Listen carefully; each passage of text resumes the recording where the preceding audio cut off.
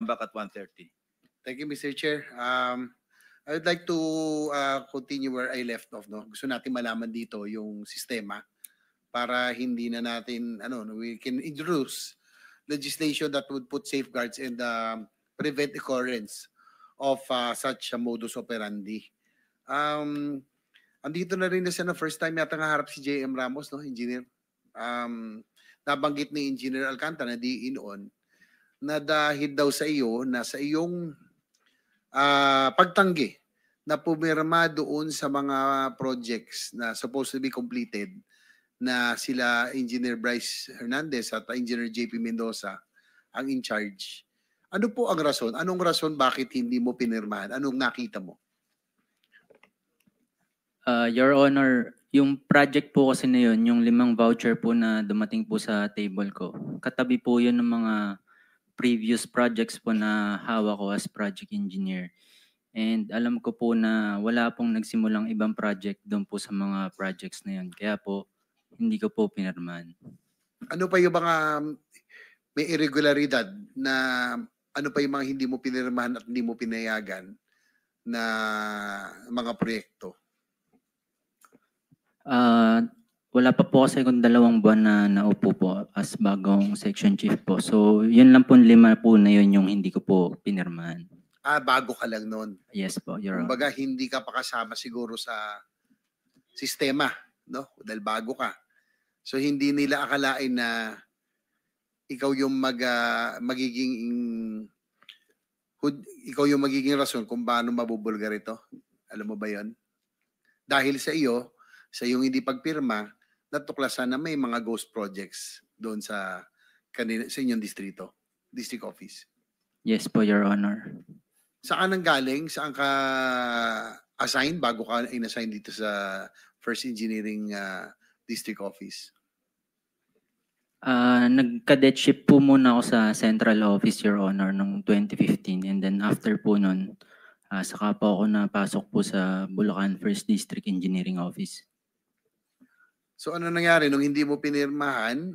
Hindi ka ba nila kinausap ni Engineer Bryce Hernandez at ni JP Mendoza? Hindi po, Your Honor. So narinig mo yung testimonya kanina ng Engineer Alcantara ni DE? Yes po, Your Honor. Ano masasabi mo sa mga kaninang kanyang testimonya? Wala po akong alam doon po sa mga transactions po nila. Dahil bago ka? Yes 2 po. weeks. Yes So po. 2 weeks ka pa lang? Wala pa pong 2 months po. Nung naupo ka doon, kaya na-discover? Yes po, Your Honor. Thank you. Wala na si wala pa si Engineer Bryce, pero Mr. Chair, tanong ko lang siguro, dito naman si Engineer JP Mendoza. Isang nakakabahalang practice, buti na rin malaman ng taga-DPWH ito, yung pong natuklasan natin na mayroon silang 2 weeks na planning o execution, no, na dahil paglabas po ng GAA, hindi naman alam ng lahat kung ano po yung aprobado o hindi aprobado, ano yung lulusot at hindi lulusot. So dahil naisingit lang ang ilan sa mga plano, ilan sa mga proyekto rito, no, yung mga flood control, so ibig sabihin wala ito sa wala ito sa plano,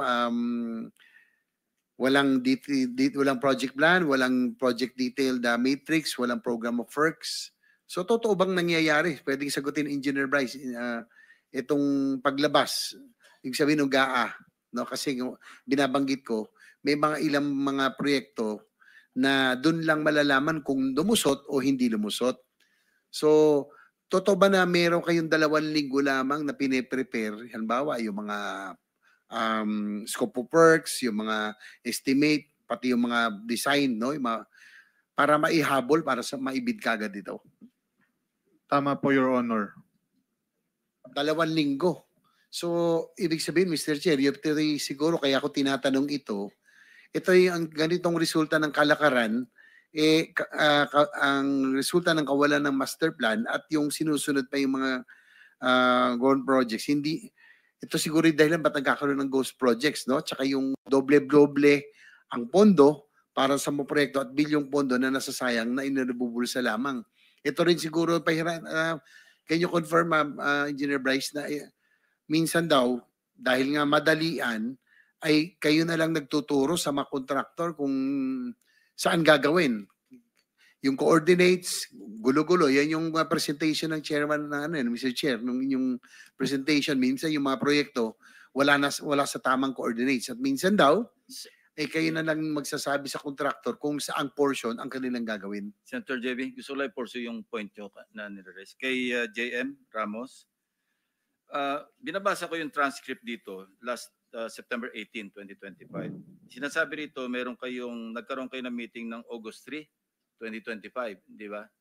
Yes po, Mr. Kasama Chair. sina Bryce, sina JP, lahat pinatawag kayo. Kasi Yeah. that time, pa-promote na yata si Henry Alcantara papuntang OIC Assistant Regional Director ng 4A. Ano nangyari doon? Anong date po, Mr.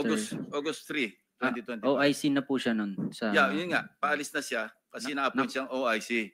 Nakaalis na po siya nun. Yeah, pero nagpatawag siya ng meeting sa inyo.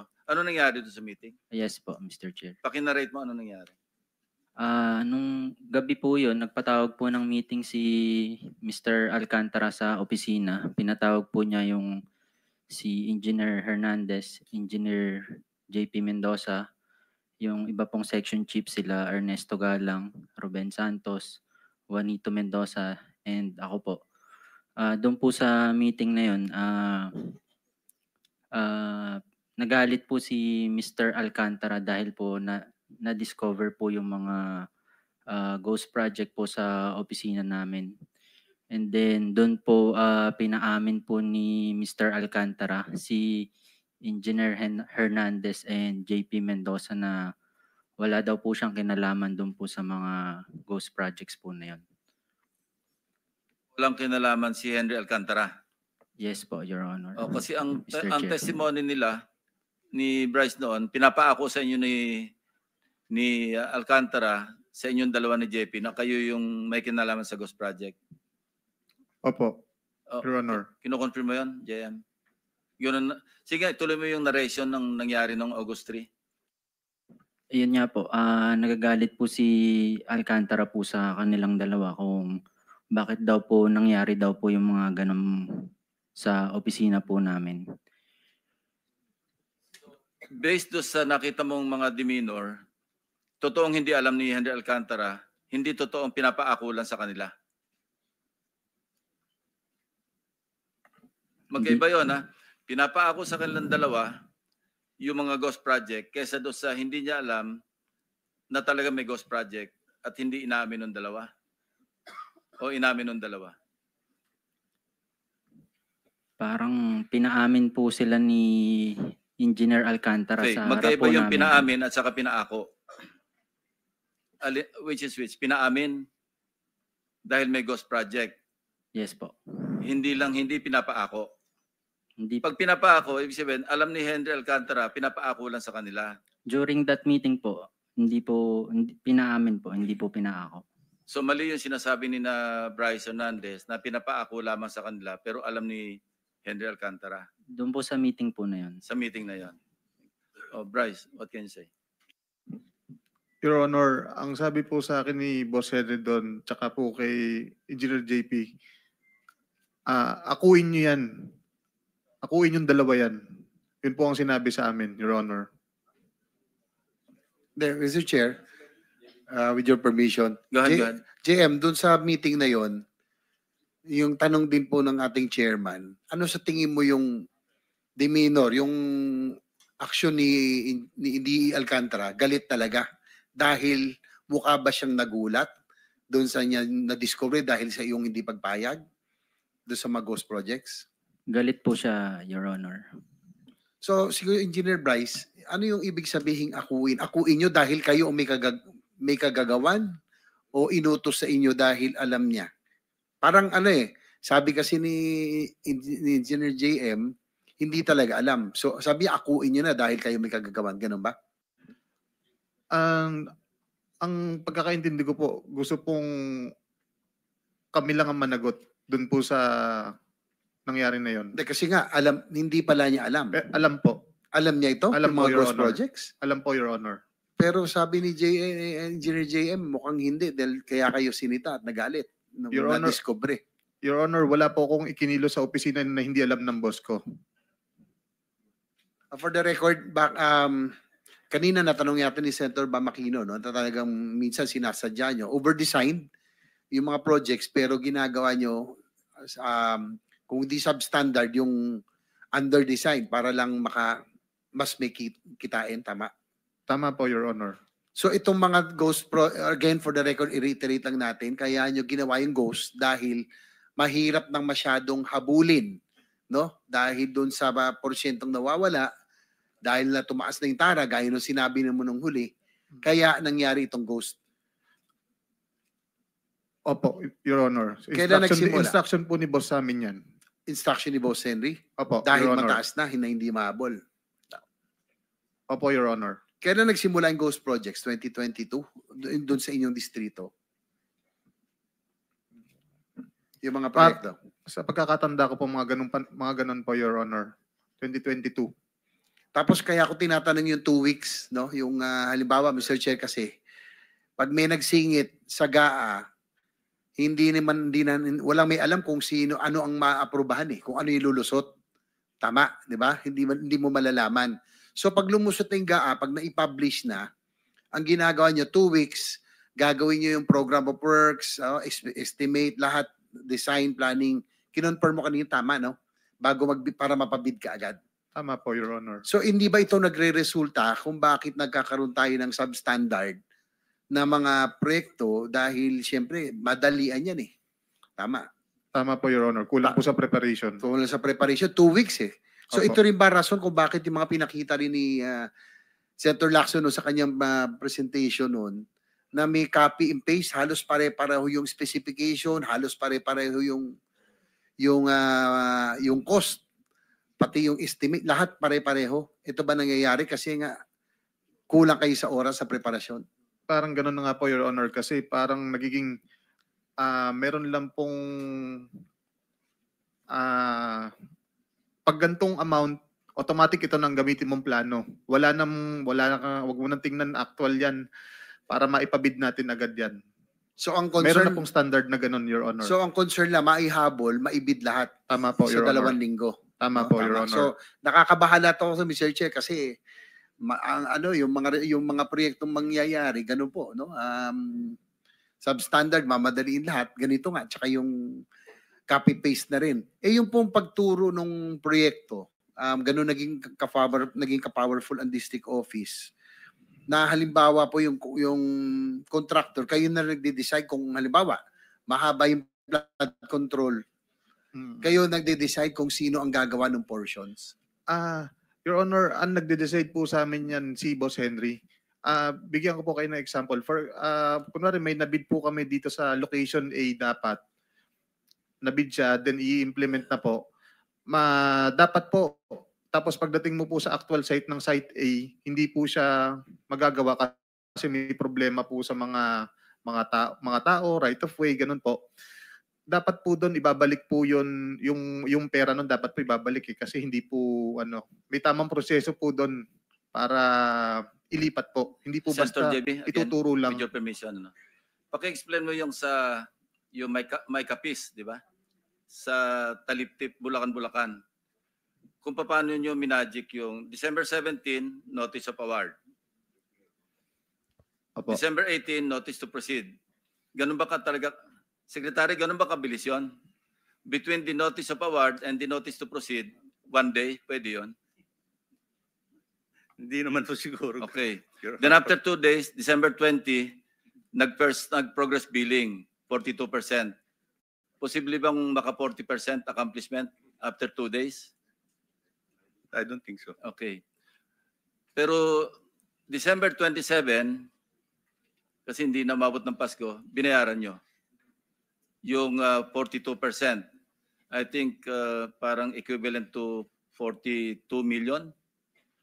First progress billing. Yung ganong kabilis, Secretary, nangyari na ba yan?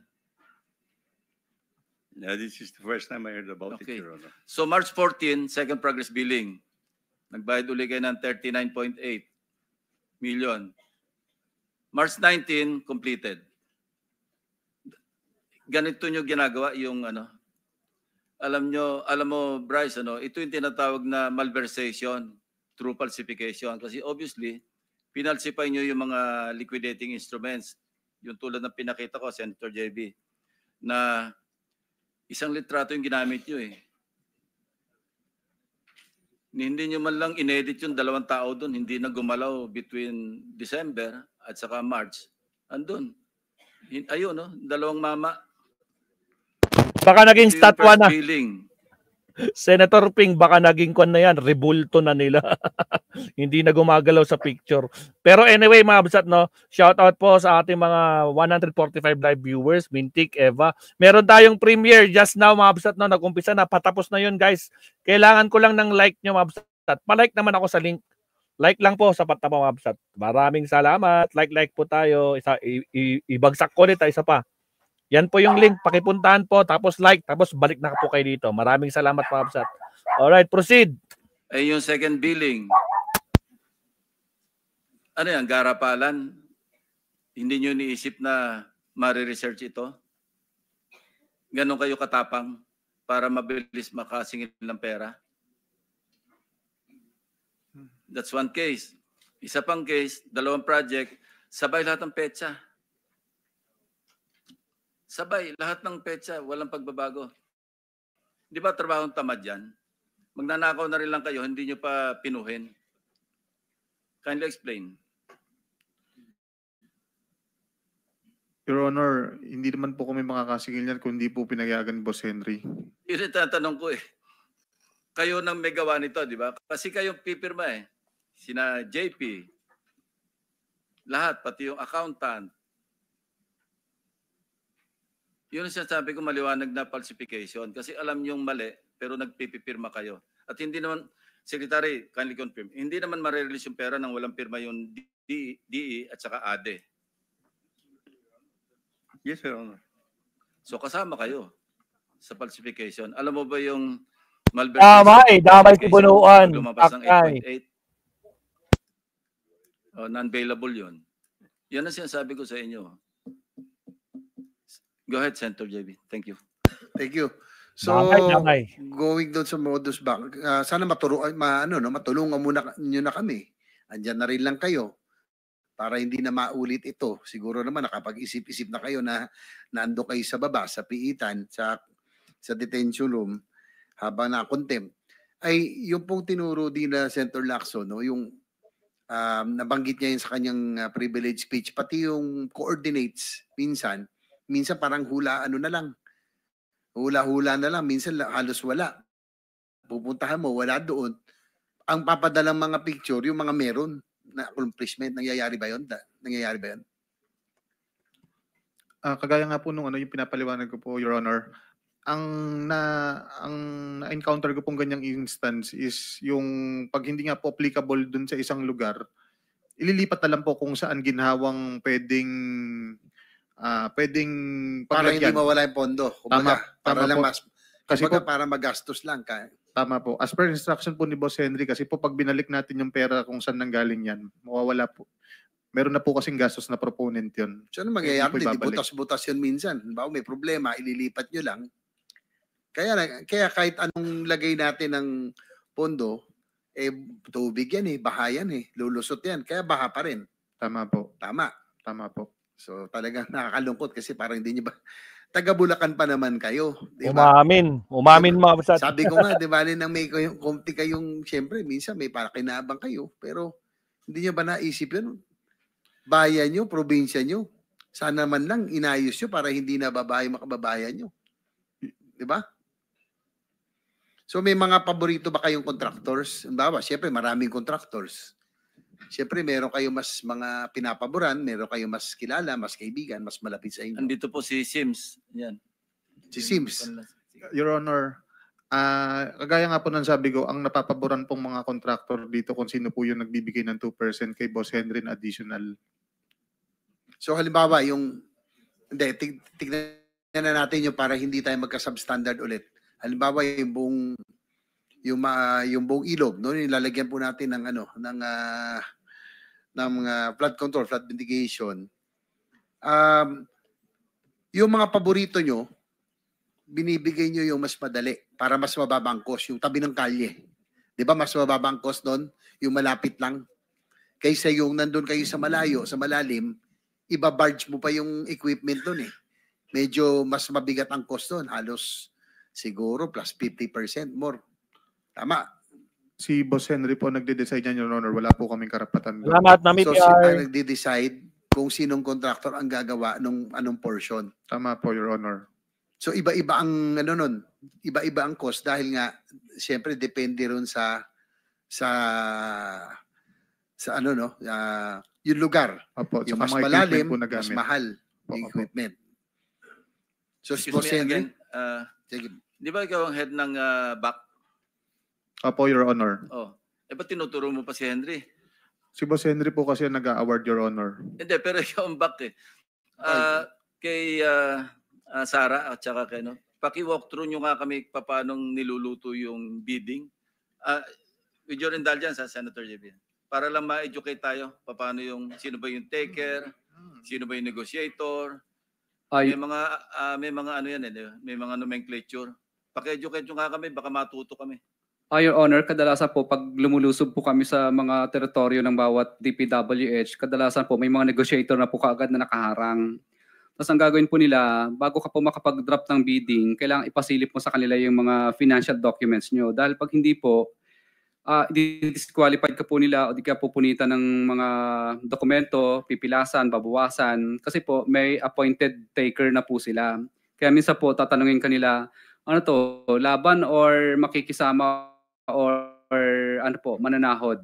So pag sinabing manunahod or makikisama, hindi ka po nila pipilasan at kasama ka pa doon sa share na hatian ng percentage po. So yung sahod, mabibigyan nyo, magpapatalo yun, pero meron na siyang kita. Opo, pero kailangan po ipakita niya po muna sa umpisa yung kanyang financial documents po. Pero pag susugod ka naman po, yung laban po ang gagawin mo, tatakutin mo sila. So ang mangyayari po, ang i-disqualified ka po nila kaagad. At pag nanalo ka naman po, ang mangyayari naman po ay tatawagan ka po ng negotiator o di kaya minsan po tatawagan ka na po ng district engineer po, pakikiusapan ka po para umatras po or pag hindi po talagang mahihirapan ka talaga sa implementation, di ka rin po mananalo.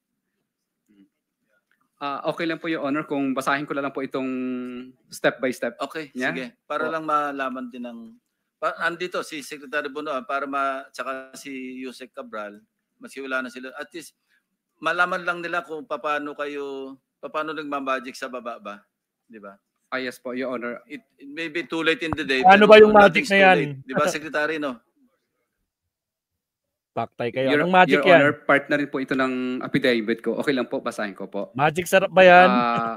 Sa nasalihan po naming mga public bidding, may 2 o 3, may mga sumasali para sa ang share na tinutukoy ko ay kumakatawan sa maliit na porsyento o pera na binibigay ng takers. Takers po ang nagbibigay noon para sa mga mga negotiator at saka sa mga bids and award committee. Ito ay kumakatawan sa bayad para sa pagsali at pagpapatalo ng ibang qualified na contractor sa mga bidding. Umaatras po yung mga bidders kasi po hindi naman talaga sila mananalo kahit anong gawin nila. Ginagawa ito upang magmukhang lehitimo ang nagiging proseso ng pagkuha ng project. Kung mapapansin ng mga mambabatas, makikita na halos dikit-dikit lamang ang presyo ng mga bid amount ng mga sumasali sa rig bidding at peking bidding na ito.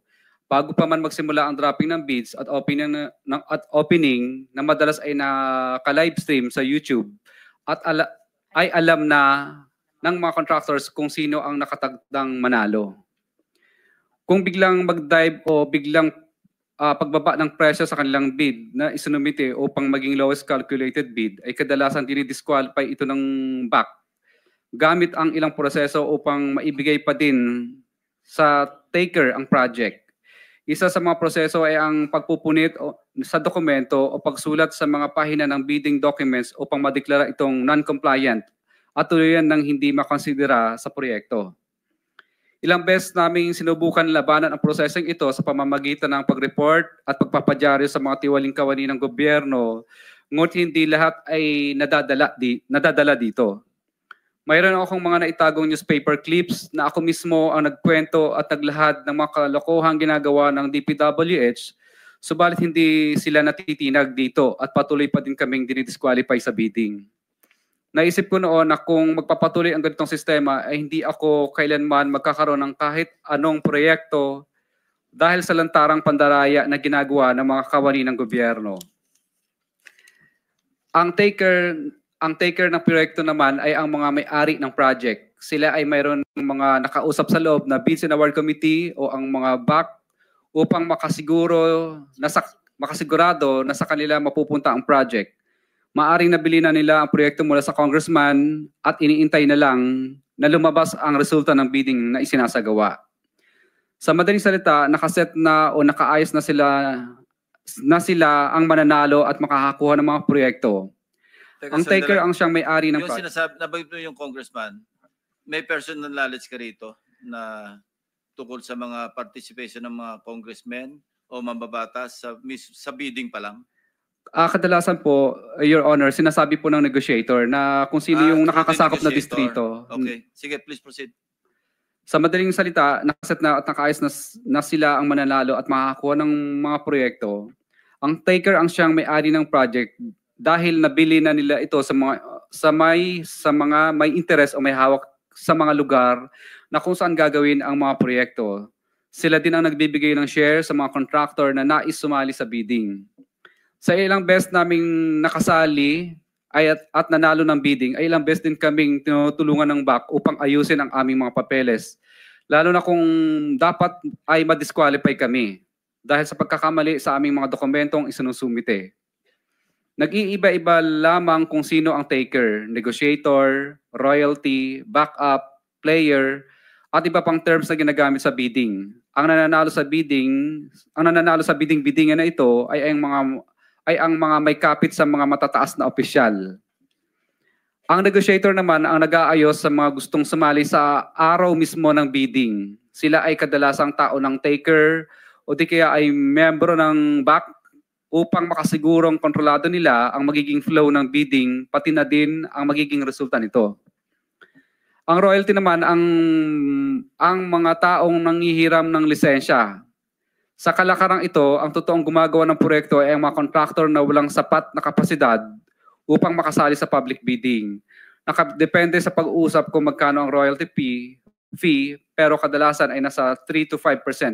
Ito ng project na napupunta sa may-ari ng lisensya na hinihiram nila.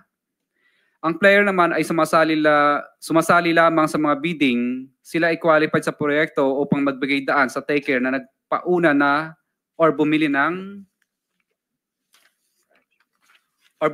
project sa mga congressman. Kapalit nito ay tinatawag na share na agad-agarang nakukuha ng player upang magpatalo sa project at magmukhang lehitimo ang bidding o para magmukha siyang competitive bidding na naayon sa batas. Ang share ay kadalasang 1:1 or 1,000 per 1 million, depende sa naaprobahang budget ng kontrata. Ang obligasyon ay ang pera na binibigay ng mga contractor sa bawat kawani ng gobyerno at tao na involved sa proyekto. Ganito ang karamihan sa nagiging proseso na tinatawag nilang bidding sa DPWH, kung saan usually ay negotiated na or may nag-aayos na at may nakatalaga ng dapat makakuha ng proyekto. Sa umpisa pa lamang ay rig na ang bidding dahil hindi pa nagsisimula ang pinaka-bidding ay may nakabili na ng proyekto o may mga nakatakda ng manalo. Kadalasan, upang makakuha ng proyekto ang mga contractor ay nagbibigay ng mga advances sa mga politiko upang ma-reserve ang isang proyekto at siguradong sa kanila mapupunta dahil hawak ng mga politiko kadalasan ang mga tao sa Bids and Award Committee. Ito ang mga sinasabi nilang SOP. Sa araw ng bidding ay meron ding nag-aayos sa mga sasali na tinatawag na negotiator upang makontrol kung sino lamang ang bibili ng bidding documents at kung sino lang ang makakakuha at makakabili ng bidding documents, sila lang ang pinapayagang sumali sa public bidding. Nagawa-gawa lang para magmukhang lehitimo. Ang ibang qualified na contractor ay madalas na hindi na pinasasali at binibigyan ng tinatawag na share o porsyento. Ito ay nanggagaling sa taker o ang nakatakdang manalo sa bidding para mai-award sa kanila ang project. Ang halaga ng isang share ay nakadepende sa presyo ng project na naaayon sa dokumentong galing sa DPWH, ang halaga ng share na nakukuha ng mga contractors na sumasali ay pumapatak sa 1 to 3% base sa total na presyo ng proyekto. Ibig sabihin, Excuse me, sundan ko lang. Ilang 1 to 3% yon yung binibigyan ng share? kadalasan po kung ilan po yung sumali Hindi, sa... ilan yon? Karaniwan? Average? Number of participants sa bidding? Depende po sa dami ng sumali. Kapag Hindi masyado pong Pangkaraniwan yung on the average, ilan yung sumasali? kadalasan po, pinipigil na lang sila na hanggang 10 lang dapat sumali So, instead na 10, 50. 53%. Hindi po. Bali, yung 3% po, hati-hati na lang po yung Hati-hati lahat na. ng Okay, contractor thank you. doon. Base sa total na presyo ng proyekto, ibig sabihin, dito pa lang ay may nababawasan na agad na pinaka-operational budget ng taker. Kung susubukan naman naming hindi sumali sa kanilang gustong gawin at susubukan naming nasumunod sa tamang proseso, ay pinapunitan nila ang aming mga dokumento pang bid para ma-disqualified o ma-classify bilang non-compliant kami agad. At hindi na ikinukonsidera ang mga dokumento para sa bidding process. Sa ganitong sitwasyon ay wala din kaming matatanggap na ganitong dahil hindi kami nakisama sa gustong mangyari ng mga taker o tinatawag din naming sunog o lugi. Kasi may bayad para makabili ng bidding docs. Ibig sabihin, talo na po yung pinambili po naming bid docs pag hindi kami nakisama. 50,000 po yun kadalasan.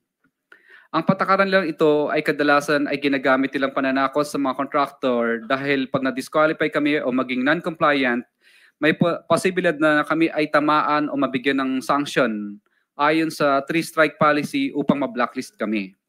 So ibig po sabihin, sinasadya nilang ma-disqualify kami na 3 ulit para wag na kaming sumali ulit kasi maba-blacklist na po kami. Wait, meron kang document. Are you willing to sign that document na parang affidavit din at isabit mo sa komite? Yes po, Your Honor. Pero may the whole point is parang sinasabi mo, the contractors are at the mercy of DPWH officials who sometimes are at the mercy of politicians. Yes po, Your Honor. Long and short. Mahaba pa ba yan? Yes, Your Honor, konti na lang po. Oh, sige, lang go po. ahead. Ang back ay involved sa ganitong sindikato simula pa lamang sa pagbili ng bidding documents hanggang sa matapos ang pag-evaluate ng bidding at may award ang proyekto. Minsan ay mismo ang back secretariat mismo ang negotiator upang maisigurado na walang makalusot sa contractor. Nagiging mas madali ang pagkuha ng project dahil mas may tinatawag sila na padulas o ang perang kinukuha ng back mula sa contractor.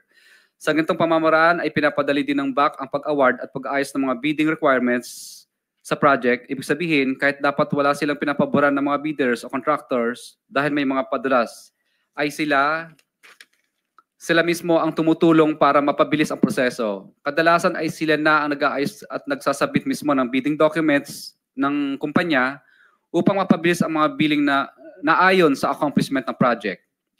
Kung hindi ito gagawin, ay gigipitin nila ang mga contractor, pupunitan ng mga papel upang mahirapang ma-award ang project. Sa ngayon, patuloy pa din namin na inaayos ang mga listahan ng mga katransaksyon namin mula noong sumali kami sa bidding noong 2012. Base sa aking mga naging obserbasyon, nakadepende sa nakaupong presidente ang porsyento. Noong panahon po ni, okay lang po, Your Honor. Noong panahon po ni former President Pinoy ay umaabot po ng 10%. At sa panahon po naman po ni President Duterte po ay umaabot naman po ng 12 to 15%. Subalit ngayong panahon po ng mahal na presidente ay umaabot na sa 25 to 30% ang total ng porsyento ng proyekto ang hinihingi ng mga congressman gamit ang kanilang mga tao o tinatawag na bagman. At ito ang pinakamataas na hinihingi sa lahat ng mga contractor sa Pilipinas, sa aming mga contractor po. Kung hindi kami susunod sa ganitong gawain, ay bibigyan nila ng problema ang project namin gaya ng mutual termination at right-of-way problems. Minsan ay ginagamit nilang panakot ang blacklisting kung saan hindi na kami makakasali sa mga bidding sa loob ng 1 taon. Kaya madalas ay sumusunod na lang kami sa gusto nila. Ilan sa mga nakausap namin sa bawat distrito ay example lang po ito. Ay sa Quezon City, for example, si D. Eloida ay lagi akong tinatawagan pag lumalaban kami sa bidding na may taker sa mga projects nila. Kaya nakikisama na lang kami kasi pag hindi kami Teka muna, sabi mo example lang, ano, hindi yan accurate? At po, totoo po ito. Ay, bakit example? Kasi po, ilan lang po ito sa mga babanggitin ko kasi masyado po mahaba. Nakikisama na lang kami kasi kapag hindi magagalit ang politiko na may hawak sa kanila at tatanggalin sila sa pwesto at ipapaba-blacklist daw kami sa pamamagitan ng 3-strike policy. Tinatanong ko kung sino politiko dyan, ngunit ayaw nila itong sabihin dahil sa kanilang posisyon bilang district engineer. Sila ang may control ayon sa kung sino ang congressman ng district na nakakasakop sa area ng projects na nilalabanan namin. Year 2022 onwards, ang kalakaran po dito tuwing sumasali sa bidding, hinaharang kami agad ni Lynn, negotiator sa bidding. Kapag matigas ang ulo naming nagdadrop pa rin kami sa aming bids, kahit anong subok naming ayaw buksan ang financial bid na aming isinumite. Kapag nanalo sa bidding, matatanggal si D.E. Loida. Siya po mismo ang tumatawag sa akin para magpa-disqualify na lang kasi kapag hindi, gagawin di umano ng paraan upang madali o sa 3-strike policy. Para maiwasan naming ma-blacklist at magalit sa akin ang politiko na may-ari ng mga projects, tinatanong ko sino ang mga politiko ng district ng mga congressman na nagpapabidi sa DPW's Quezon First Deo. DPW's Quezon City First Deo. Sa DPW's Quezon City Second Deo naman, ganun din ang bidding dito sa panahon ni D.E. De Buenadera, year 2022 onwards, na sinundan naman ni D.E. Protesta, wala din masyadong bidding. Kasi kapag sumasali kami, disqualified agad at papakiusapan ka ng negotiator na umatras kasi may taker na rin mga politiko dito. Kung kanino galing ang projects. Gaya ng Quezon City First Deo, 3-strike policy din ang panakot nila at magagalit daw di umano ang mga politiko sa DE kapag nanalo kami at tatanggalin sila sa pwesto. Ang congressman sa lugar na ito ay magagalit sa amin at papahirapan kami sa implementation ng proyekto kapag ito ay na-award sa amin. Kaya napipilitan kami minsan umatras dahil sa matinding pressure at pakiusap ng DE at negotiator. Minsan kapag hindi pa rin maayos mga taon na ng congressman ang tumatawag at kumakausap sa amin kapag ayaw pa rin naming umatras. Yun po. Anyway, pattern na establish yung pattern. Secretary Bonoan, Jose Cabral, nabanggit niya since 2012. Andyan na rin kayong dalawa since 2012. Hindi niya na monitor yung structural